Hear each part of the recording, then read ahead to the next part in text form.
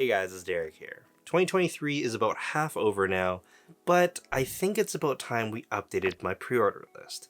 So let's go into part 2. Kicking off the second half of 2023, in July, we have something from Kotobukiya, and this is going to be picked up off of Nin Game for about 21,000 yen, give or take. Now that's actually a really good price considering all the other things that we're going to pick up this month, but it's going to be a Raphtalia from Season 2 of Shield Hero. She's going to be wearing her Shrine Maiden outfit, and I think the concept, colors, and generally just how they executed it based off of the promo images looks really good, and that's one of the reasons why I picked this one up. I'm hoping that they make more from this line, but you know, only time will tell. Moving on to some figures that are a little bit bigger and a little bit more on the pricey side, I have two things coming in from Good Smiles International Store, or the global store. One of them being a Chainsaw Man Power Bunny from Freeing, and also a Ikumi from their Food Wars line, also from Freeing. Now, overall, they're pretty nice. I think I've talked about them before in the past. Not the most creative things I've ever seen. I mean, with Ikumi, they could have went and done a lot more with her character. Luckily, it looks like one of her hands does have a little bit of an open spot where if you're creative enough, you could 3D print or scratch build a little cleaver that can be inserted there. But she's basically just wearing a bikini. I mean, they could have went with flames and stuff. There's a lot of different outfits or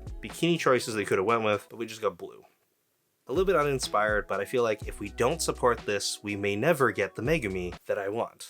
I think you can say the same thing with the Power Bunny here as well. It's not the most dynamic pose, but at least her hands out to the side. Again, if you are very creative, you might be able to make a blood mallet or a hammer. That might be kind of cool. Yeah, not super high on the creativity scale, but again, I don't know, it's Power Bunny. I had to add it to the cart. Moving over to August, I actually have a few things from Ami.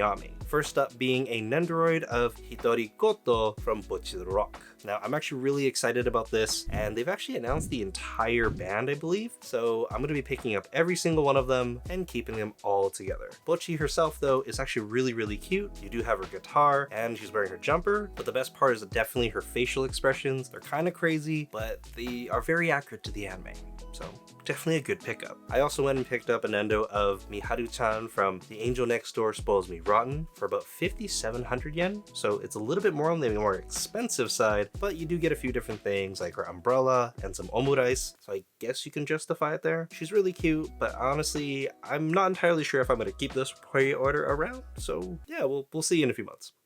Another Nendo I have on order is actually Sylphie from Mushoku Tensei. Now, she's around 5,400 yen. She has a few different accessories, looks incredibly cute, and I can't wait to finish the rest of the set. Hopefully we actually get a Rudis at some point, because main character Kun does not have figure. Weird. Rounding out the month, I'm going to be adding another Kotobukiya Bishoujo figure to my Transformers collection with Bumble, or their Bumblebee. This is going for a little over 14,700 yen, and honestly, it's a pretty good deal overall. The design and the sculpt is really cute, and there's a ton of G1 nods on here as well, like the horns and also the spare wheel on the back, so I'm really excited, and I can't wait to have her next to my Optimus and Mega-chan. Moving over to October next, which is also my birthday month. I don't really have too much ordered here. I have 3 things in total, 2 of which are from Nin Game, and one of them is actually a Cyberpunk Edge Runners Lucy Nendo. For 6,150 yen, it's a little bit on the higher side for a Nendo, and based off of the promo image that we do see, there's not a whole lot of different accessories. I mean, you do get like the giant moon thing in the back, hopefully, but that's about it. I wonder if this is a licensing thing, and that's the main reason why it's so expensive. My One Piece collection's also going to be growing again, with the addition of a Portrait of Pirate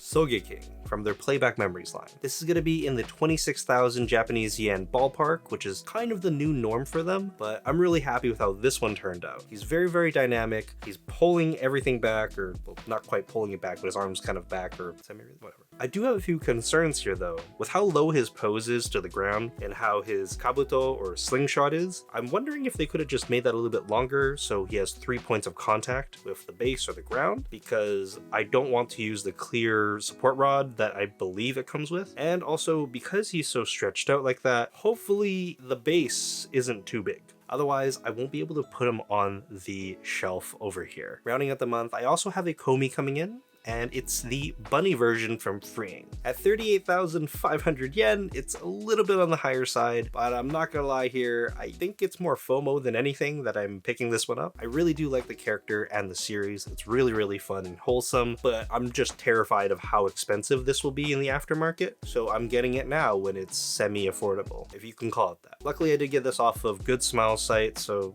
2,000 yen for shipping. November is going to be a much crazier month though. I have a ton of different figures coming in from Nin Game. The first of which is a Gundam Seed figure of Black's Climb. This is the Mega House version from their Gem line, and my god, this one's expensive. A little over 31,000 yen for a 1/8 scale figure is a lot. However, they've kind of, they're twisting my arm here because they don't really make figures of her ever. So they've also labeled this the 20th anniversary edition, so I don't think we're gonna get anything close to this anytime soon. I do kind of get why they've charged so much. It's probably because there's a lot of plastic going on, but I would love if it was closer to like 25,000. I don't know about you guys, but I've been obsessed with Oishi no Ko recently, so I've had to go pick up an eye. I got the Katie Cole one, and it's actually really affordable. I think it's 18,000 yen. That's basically unheard of. She's wearing her performance outfit, and there are two versions, one with both eyes open with the star pattern, and one with the winky face, which is the generic normal one. That's the one I got, because the other one costs like $40 more. We're also going to be adding 2 more Playback Memories figures to my One Piece collection, one of them being a Mr. 2 Boncré and the Miss All Sunday Nico Robin. I am super excited about Nico Robin. I've waited so long for this re-release. I don't know how it happened, but I guess we did actually speak it into existence. So thank you, Mega House, especially if anyone's actually watching these videos, for that. Because I've talked about it at length. I've wanted to get this. I never wanted to play the resale because it was way too high. And we're finally going to be able to add it for retail price, which is about 21,000 yen. It's much better than aftermarket price. Boncré, it's going to be 26,000-ish, which is also really good. This is actually going to be the 3rd version of him. There's one of him wearing this outfit already, and another one of him, I believe, during the Impel Down arc. So kind of cool that he has so many different figures, but I'm glad to add him to the collection. Rounding out the month, we're going to be reuniting Lucy with David in Nendo form. David also is 6,150 yen, which again is a little bit on the high side, especially when there's not a whole lot of different things with this Nendoroid. You do get a little cutout or after image of the San de Bistan, so that's kind of cool, but I think I'm just gonna have them next to each other, enjoying the happy ending that they both deserved.